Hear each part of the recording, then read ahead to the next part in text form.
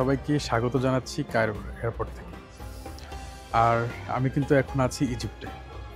ইজিপ্টে নামার পরে আপনাদের এয়ারপোর্টের ফার্স্ট ইমপ্রেশনটা আসলে খুব একটা ভালো হবে না, খুবই খারাপ হবে আমি বলতে পারি।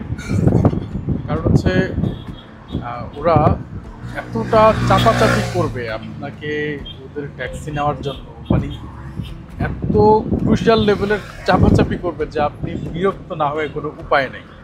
আপনি যতই মাথা ঠান্ডাওয়ালা মানুষ হন না কেন, আপনার মেজাজ খারাপ হয়েই যাবে। কিছু করার নাই, যেখানে যেরকম ওরকমভাবে মানিয়ে নিতে হবে। এটাই এটাই ঘোরাঘুরির মজা। যেখানকার যে কালচার, যেখানকার যে ধরনের মানুষ, তাদের সাথে ওইভাবেই ম্যাচ করে চলতে হবে, মিশে যেতে হবে। তো ফার্স্ট ইমপ্রেশন, আমার মাথাটা খুব গরমই হয়ে গেছিলো। লাস্টে কোনো কথাবার্তা না বলে আমি একদম এয়ারপোর্ট থেকে বের হয়ে মেইন রোডে চলে আসছি।